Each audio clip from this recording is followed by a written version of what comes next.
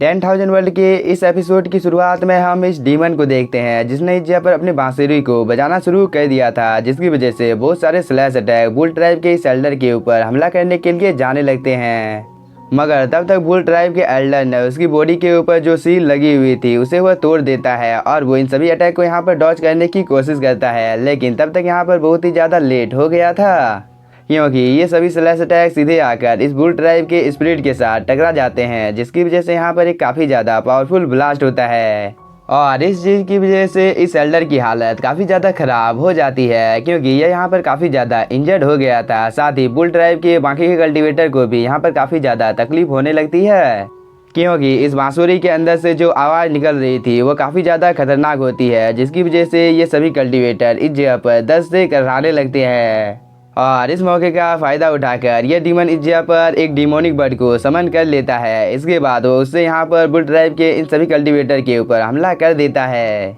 लेकिन तभी यहाँ पर एंट्री होती है बुल ट्राइब की और एक एल्डर की, जो कि बोलता है तुम्हें इस जगह पर इतना भी ज़्यादा घमंडी होने की कोई भी ज़रूरत नहीं है, क्योंकि आज तुम यहाँ पर मेरे हाथों से मारे जाओगे। यह बोलने के बाद ये एल्डर यहाँ पर अपनी वेपन को एक्टिवेट कर लेता है, जिसकी वजह से एक बहुत ही ज़्यादा पावरफुल अटैक इस जगह पर क्रिएट हो जाता है, जो कि सीधे जाकर इस डिमोनिक बर्ड के साथ टकरा जाता है, जिसकी वजह से यहाँ पर एक काफ़ी ज़्यादा पावरफुल ब्लास्ट होता है।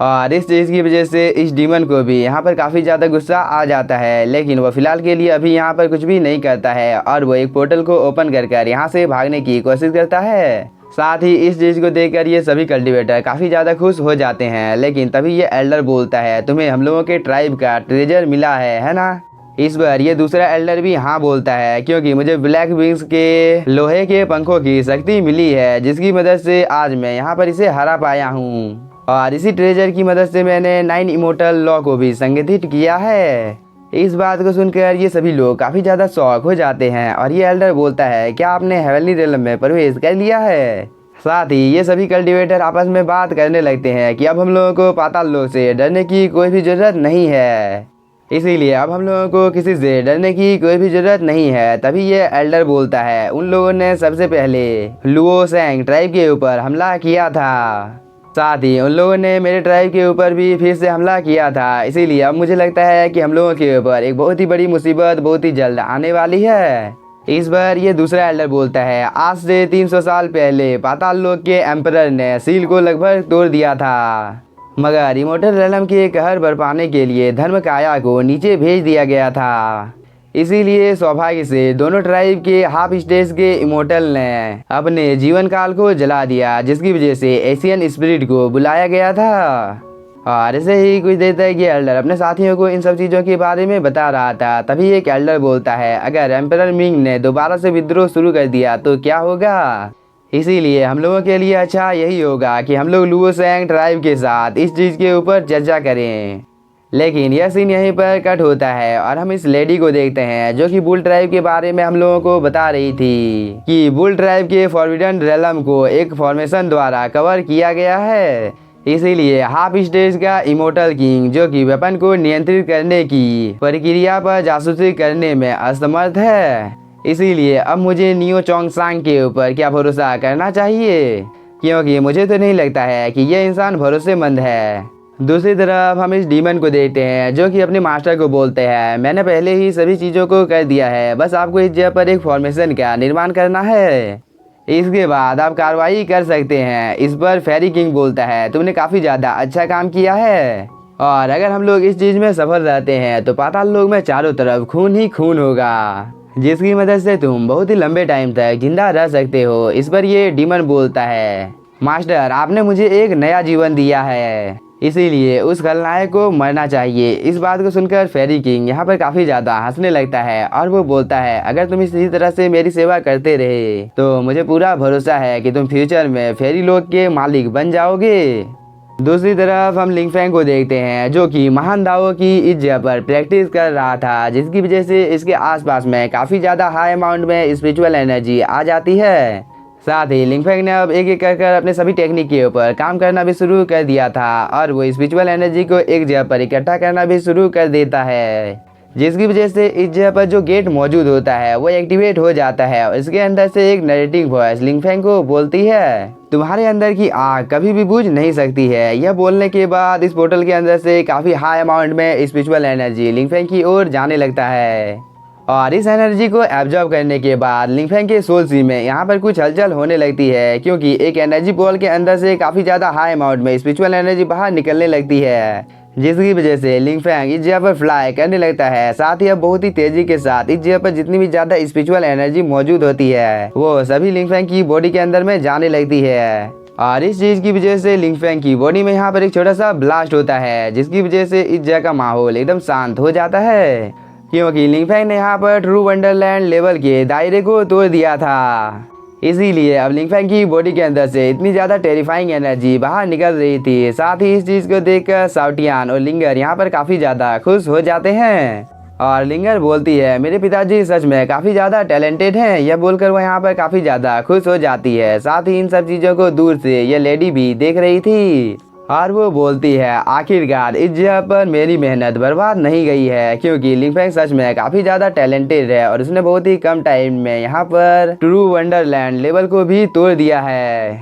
दूसरी तरफ हम लिंगफेंग को देखते हैं जो कि अपने नेक्स्ट लेवल को ब्रेक थ्रू करने की इस जगह पर तैयारी कर रहा था। इसीलिए लिंगफेंग अपनी एनर्जी को एक जगह पर इकट्ठा कर उससे आगे की ओर हमला करता है, जिसकी वजह से इस जगह पर एक काफ़ी ज़्यादा पावरफुल अटैक क्रिएट हो जाता है जो कि सीधे लिंगफेंग के ऊपर हमला करने के लिए आ जाता है। लेकिन लिंगफेंग ने टाइम रहते ही अपने आसपास में एक प्रोटेक्टिव बैरियर बना लिया था, जिसकी वजह से यहाँ पर एक छोटा सा ब्लास्ट होता है। मगर लिंगफेंग अभी भी इस जगह पर रुकने को तैयार नहीं था और वो बोलता है, अब फायर लॉ को इस जगह पर रिफाइन करने की बारी है। तभी थंडर ड्रैगन लिंगफेंग को बोलता है, लॉ सबसे ज़्यादा इम्पोर्टेंट है और इसे सबसे ऊपर रखा जाता है, इसीलिए इस चीज़ की वजह से तुम्हें इस जगह पर काफ़ी ज़्यादा तकलीफ का सामना करना पड़ सकता है। साथ ही इस चीज़ को डिफाइन करना भी बहुत ही ज़्यादा कठिन है। इस पर लिंगफेंग बोलता है, यह चीज़ मुश्किल भले ही है लेकिन नामुमकिन नहीं है, इसीलिए मैं किसी भी हालत में लॉ की शक्ति को इस जगह पर डिफाइन करूँगा,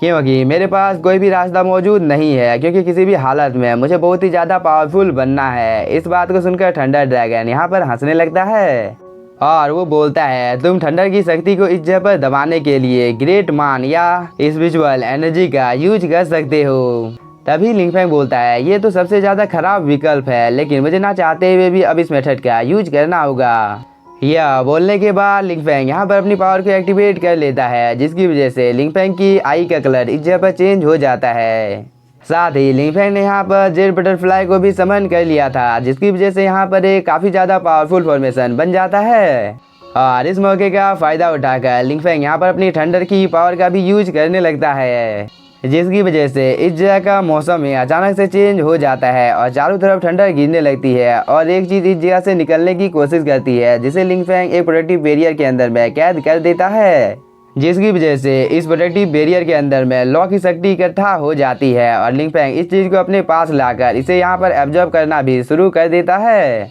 और इस चीज़ की वजह से लिंगफेंग की बॉडी के अंदर से काफ़ी ज़्यादा टेरिफाइंग एनर्जी बाहर निकलने लगती है और इस चीज़ की वजह से आसमान में चारों तरफ ठंडर गिरने लगते हैं। साथ ही इस मौके का फ़ायदा उठाकर लिंगफेंग यहाँ पर कल्टीवेशन करना भी शुरू कर देता है, क्योंकि इसके बॉडी के आसपास में कई फॉर्मेशन भी बन जाते हैं और लिंगफेंग के हाथों में 2 टाइप की एनर्जी आ गई थी, जिसे देखकर लिंगफेंग भी एक पल के लिए काफ़ी ज़्यादा शॉक हो जाता है, क्योंकि लिंगफेंग ने काफ़ी आसानी के साथ यहाँ पर लॉ की शक्ति को रिफाइन कर लिया था और वो बोलता है, क्या यह चीज़ इतनी ज़्यादा आसान थी। तभी फेंगर भी सीधे आकर लिंगफेंग के गले से लग जाती है और वो बोलती है, पिताजी फाइनली आपने इस चीज़ को कर लिया है। दूसरी तरफ हम लोग एक सील को देखते हैं, जिसके ऊपर यहाँ पर कई सारे डीमन हमला करने के लिए आ जाते हैं। इस चीज़ को देखकर ये दोनों कल्टीवेटर आपस में बात करने लगते हैं कि किसी ने यहाँ पर सील के ऊपर हमला कर दिया है, इसीलिए जितनी जल्दी हो सके तुम जाकर एम्परर को इस चीज़ के बारे में बता दो।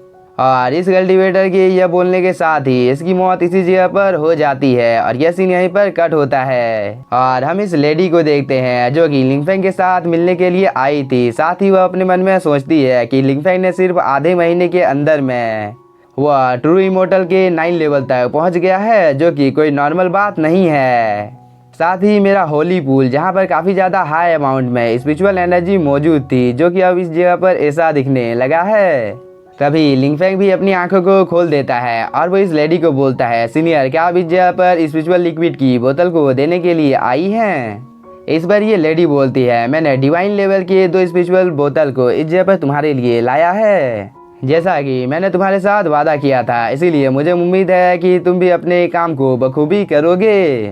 क्योंकि अगर हम लोगों के ट्राइब के ऊपर कोई खतरा आता है तो तुम्हें मदद करनी होगी। यह बोलकर वो यहाँ पर उन सभी डीमंस को पकड़ने के लिए बोलती है। इस पर लिंगफेंग अपने मन में सोचता है कि सीनियर का मूड इस जगह पर इतना ज़्यादा खराब क्यों लग रहा है। यह बोलकर लिंगफेंग को यहाँ पर काफ़ी ज़्यादा गुस्सा आ जाता है, क्योंकि लिंगफेंग को यहाँ पर फेंगर की अब काफ़ी ज़्यादा चिंता होने लगी थी। दूसरी तरफ हम फेंगर को देखते हैं, जो कि अभी भी अपने प्रोटेक्टिव बैरियर के अंदर में होती है, जिसे देखकर फेरी किंग बोलता है, एक बार मुझे गॉड लेवल की ब्लड लाइन मिल जाती है तो मुझे इस दुनिया में किसी से भी डरने की कोई भी जरूरत नहीं है। इधर हम इस डीमन को देखते हैं, जो कि यहाँ पर कई पावरफुल मॉन्स्टर को समन कर लेता है, जिसकी बॉडी के अंदर से काफ़ी ज़्यादा इविल एनर्जी बाहर निकलने लगती है और ये सभी डीमंस इस जगह पर मिलकर किसी रिचुअल को परफॉर्म करने लगते हैं, जिसकी वजह से इन सभी के वेपन्स के अंदर से काफ़ी ज़्यादा टेरिफाइंग एनर्जी बाहर निकलती है। दूसरी तरफ बुल ट्राइब के सभी कल्टीवेटर और ये लेडी एल्डर यहाँ पर इस डीमन के साथ फाइट करने के लिए आ गई थी और ये एल्डर बोलता है, हम लोग किसी भी हालत में इस सील को यहाँ पर इसे तोड़ने नहीं दे सकते हैं। यह बोलकर ये सभी कल्टीवेटर इस डीमन के साथ फाइट करने के लिए जाने लगते हैं, मगर ये डीमन काफ़ी ज़्यादा पावरफुल होता है और वो यहाँ पर कई सारे पोर्टल को ओपन कर इन सभी कल्टीवेटर के ऊपर हमला करना शुरू कर देता है, जिसकी वजह से ये सभी कल्टीवेटर इस डीमन के सामने ज़्यादा देर तक टिक नहीं पाते हैं, क्योंकि जैसे ही कोई कल्टीवेटर इस डीमन के नज़दीक पहुँचने की कोशिश करता है तो यह डीमन उसे जान से मार देता है। साथ ही वो यहाँ पर और 2 कल्टीवेटर को जान से मारने ही वाला था, जिन्होंने अपने आसपास में प्रोटेक्टिव बैरियर बना कर रखा था, जिसे दूर से ये लेडी देख रही थी। इसीलिए वो यहाँ पर लॉ की शक्ति का यूज करने लगती है, जिसकी वजह से यहाँ पर कई सारे वाटर वॉल्स अपेयर हो जाते हैं, जो कि काफ़ी तेज़ी के साथ इस डीमन के अटैक को यहाँ पर डिस्ट्रॉय करना शुरू कर देते हैं। और कुछ ही देर के अंदर में यहाँ पर इस लेडी ने इस डीमन के अटैक को डिस्ट्रॉय कर दिया था, जिसकी वजह से ये दोनों एल्डर दूर जाकर गिरते हैं और इन दोनों को भी अब भरोसा हो जाता है कि सीनियर ने यहाँ पर अपनी पावर को दोबारा से रिकवर कर लिया है, क्योंकि वह पहले की तुलना में काफ़ी ज़्यादा पावरफुल है। इधर हम इस सील को देखते हैं, जिसे यह डीमन अब इस जगह पर तोड़ने ही वाला था। साथ ही वह इस लेडी को बोलता है, अब तुम्हें इस जगह पर मरने से कोई भी नहीं बचा सकता है। यह बोलकर वह यहाँ पर अपने एक सीक्रेट टेक्निक को परफॉर्म करने लगता है, जिसकी वजह से आसमान से काफ़ी ज़्यादा चेन इस लेडी को पकड़ने के लिए आने लगते हैं और इस अटैक को देखकर ये लेडी भी थोड़ी सी डर जाती है। साथ ही वो अपने मल्टीपल स्वॉर्ड फॉर्मेशन को भी यहाँ पर समन कर लेती है, जिसकी मदद से वो यहाँ पर इन सभी चीज़ों को डिस्ट्रॉय करने की कोशिश करती है। मगर तभी यह डीमन इस जगह पर एक सरप्राइज अटैक इस लेडी के ऊपर कर देता है, जिसे देखकर ये लेडी काफ़ी ज़्यादा घबरा जाती है, क्योंकि इसके आसपास में अचानक से कई सारे अटैक अपेयर हो जाते हैं और कई सारे चेन इस जगह पर इस लेडी को जकड़ लेते हैं, जिसकी वजह से इस लेडी को यहाँ पर काफ़ी ज़्यादा प्रॉब्लम होने लगती है, जिसकी वजह से वो अपनी जगह से हिल तक नहीं पा रही थी और इस चीज़ को दूर से ये कल्टीवेटर भी देख रही थी। इसके बाद वो बोलती है, ये तो half stage immortal king level का एक फॉर्मेशन है, जो कि काफ़ी ज़्यादा पावरफुल है। यह बोलकर वो इस फॉर्मेशन को डिस्ट्रॉय करने के लिए इसकी ओर जाने लगती है। तभी यह डीमन यहाँ पर दोबारा से अपनी पावर को एक्टिवेट कर लेता है और वो बोलता है, तुम लोग इस जगह पर व्यर्थ में ही प्रयास कर रहे हो, क्योंकि तुम सभी की मौत आज इस जगह पर मेरे हाथों से होने वाली है, इसीलिए अब तुम लोगों को यहाँ पर हार मान लेनी चाहिए। यह बोलने के बाद यह डीमन इस लड़की के ऊपर हमला कर देता है, जिसे देखकर बुल ट्राइब के लोगों को काफ़ी ज़्यादा गुस्सा आ जाता है और इन सभी ने भी यहाँ पर अपनी अपनी पावर को एक्टिवेट कर लिया था। इसके बाद ये सभी मिलकर इस डीमन के ऊपर हमला करने के लिए जाने लगते हैं। साथ ही बुल ट्राइब के लीडर ने यहाँ पर अपनी ब्लड लाइन की पावर का भी यूज करना शुरू कर दिया था, जिसकी वजह से एक बहुत ही ज़्यादा पावरफुल बुल स्पिरिट इस जगह पर आ जाता है, जिसे देखकर ये डीमन बोलता है, क्या तुम्हें सच में लगता है कि तुम इस जगह पर अपने ब्लड लाइन की पावर का यूज कर मुझे हरा सकते हो? तो मैं तुम लोगों की जानकारी के लिए बता देता हूँ कि तुम लोग तो सिर्फ इस जगह पर मेरे गॉड के खाना बनने के योग्य हो। इस बात को सुनकर बुल ट्राइब का लीडर यहाँ पर मुस्कुराने लगता है। तभी अचानक से इसके ऊपर पीछे से कोई हमला कर देता है और हम लोगों को पता चलता है ये एल्डर और कोई नहीं, एल्डर जियो होता है, जिसने यहाँ पर बुल ट्राइब के लीडर को जान से मारने की कोशिश की थी। इसीलिए बुल ट्राइब का लीडर बोलता है, एल्डर जियो आखिरकार तुमने ऐसा क्यों किया है? इस बार एल्डर लियो बोलता है अलविदा मास्टर। यह बोलने के बाद वो यहाँ पर मुस्कुराने लगता है। लेकिन इसी के साथ हम लोगों का यह एपिसोड हो जाता है ख़त्म। और मैं आप लोगों को बताना चाहता हूँ कि आज से 2 दिन पहले मेरा ब्रेकअप हुआ था और मैं आप सभी को अपना दोस्त मानता हूँ, इसीलिए मैं आप लोगों को इस चीज़ के बारे में बता रहा हूँ कि आपको कभी किसी लड़की से प्यार हुआ है। क्योंकि मुझे तो एक लड़की से प्यार हुआ था, लेकिन उसने मुझे धोखा दे दिया और वो मुझे यहाँ पर कोई रीज़न भी नहीं दे रही है। इसलिए मुझे कुछ भी समझ में नहीं आ रहा है कि मैं अब क्या करूँगा। क्योंकि इस लड़की के आने से पहले मैं अपनी ज़िंदगी में काफ़ी ज़्यादा खुश था, लेकिन उसने ही मुझे पहले आकर प्रपोज किया और वो अचानक से अब मुझे छोड़कर जा रही है। और जब मैंने उससे रीज़न मांगा कि तुम मुझे क्यों छोड़ रही हो, तब उसने कुछ भी नहीं बोला और फ़ोन को रख दिया।